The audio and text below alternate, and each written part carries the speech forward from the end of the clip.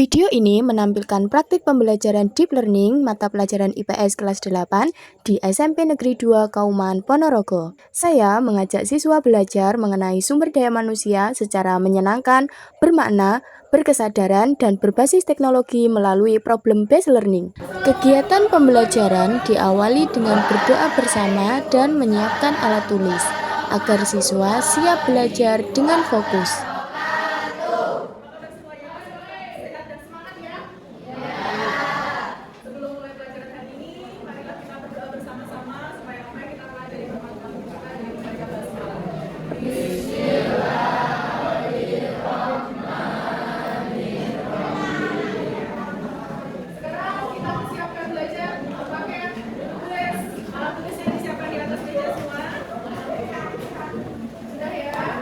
Sebelum memulai pembelajaran, saya mengajak siswa melakukan ice breaking singkat untuk membangkitkan semangat belajar.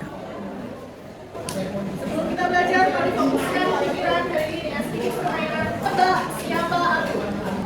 Aku punya banyak sekali angka, tapi tidak bisa dihitung. Siapakah aku? Ya, Rina? Coba kita lihat jawabannya. Oke, betul. Tepuk tangan untuk Rina. Saya memantik rasa ingin tahu siswa dengan mengajukan pertanyaan tentang cita-cita mereka. Dari sini, saya mengajak siswa menyadari pentingnya kualitas diri sebagai sumber daya manusia. Ada punya cita-cita di sini? Dianfa. Mau jadi guru, Bu. Kenapa kau ingin jadi guru? Bisa belajar terus-menerus. Betul, karena jadi guru pendidik itu belajar sepanjang hayat.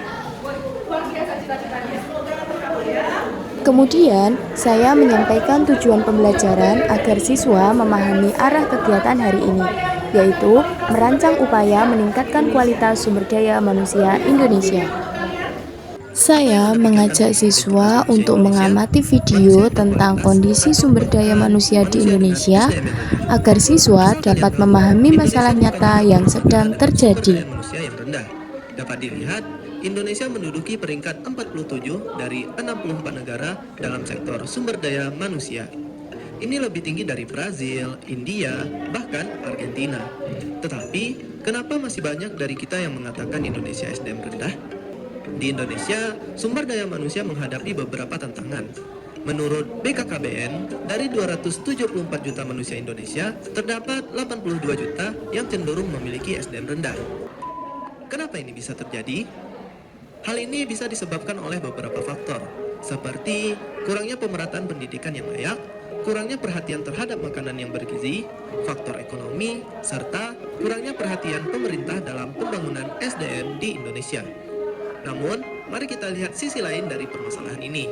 Dengan populasi sebesar 274 juta penduduk, masih ada 70% manusia Indonesia yang memiliki potensi untuk merubah paradigma dan meningkatkan kualitas sumber daya manusia di Indonesia.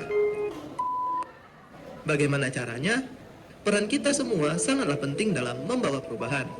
Media sosial adalah platform yang powerful untuk membagikan ilmu. Sebagai manusia Indonesia yang berpengetahuan, mari kita berbagi ilmu.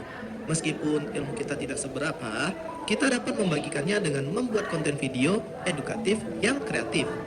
Karena kita tahu bahwa tidak semua orang berkesempatan mendapatkan ilmu yang kita punya.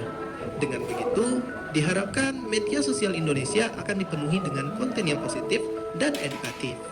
Untuk itu, mari kita bersama-sama bergandeng tangan dalam perjalanan ini. Dengan bekerja keras, berkolaborasi, dan berkomitmen untuk meningkatkan SDM, kita dapat memperbaiki identitas manusia Indonesia menjadi manusia yang berkualitas. Terima kasih. Setelah menonton video, saya mengajukan beberapa pertanyaan agar siswa dapat menganalisis isi video dan menemukan permasalahan yang muncul. 47 dari 64 negara. Sekarang pertanyaan selanjutnya. Apa tantangan sumber daya manusia yang dihadapi di Indonesia? Ada yang bisa jawab? Ya. 30% dari jumlah penduduk di Indonesia ber-SDM rendah. SDM-nya masih rendah 30%. Apa saja faktor yang menyebabkan SDM di Indonesia rendah? Kurangnya pemerataan pendidikan yang layak, kurangnya perhatian terhadap makanan yang bergizi, faktor ekonomi, kurangnya perhatian pemerintah dalam pembangunan SDM di Indonesia. Bagaimana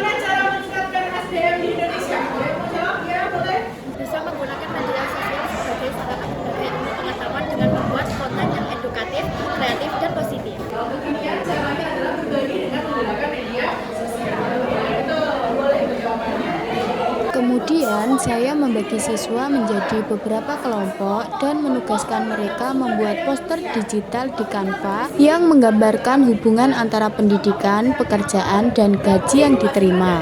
Hasil poster tersebut akan dipresentasikan di depan kelas dan diupload di media sosial mereka. Kemudian dipresentasikan kalau sudah selesai. Terakhir, upload di Instagram dan upload yang brown and else gitu ya. Siswa bekerja sama merancang poster digital dengan ide-ide kreatif mereka. Saya berperan sebagai pendamping dan fasilitator.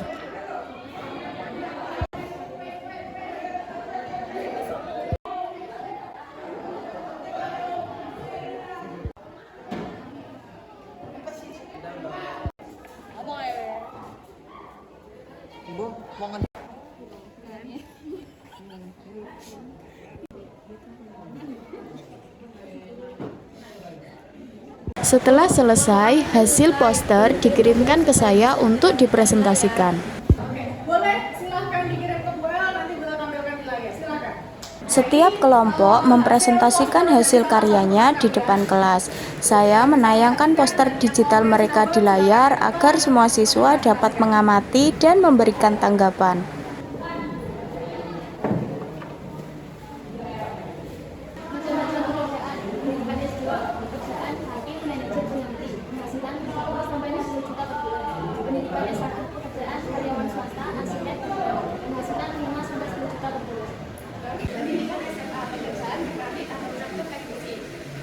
Penghasilan 2 sampai 5 juta per bulan. Pendidikan SMP, pekerjaan ART, servis, penghasilan 1 sampai 2 juta per bulan.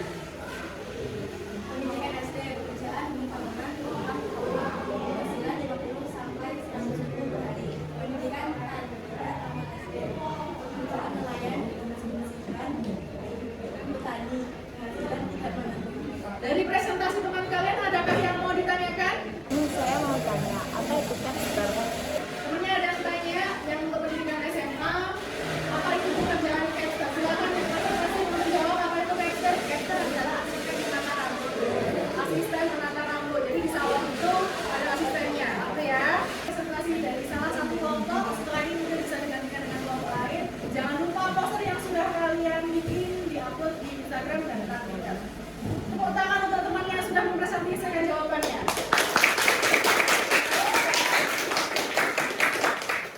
Sebagai penutup, saya mengajak siswa merefleksikan pembelajaran hari ini.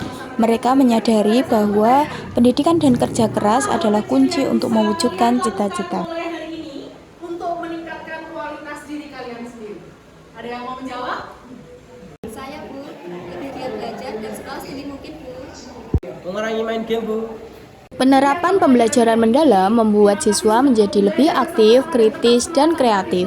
Mereka tidak hanya memahami materi tentang sumber daya manusia, tetapi juga mampu bekerja sama, berkomunikasi efektif, serta merancang solusi kreatif dengan memanfaatkan teknologi digital. Sehingga pembelajaran menjadi lebih menyenangkan, bermakna, dan relevan dengan kehidupan siswa.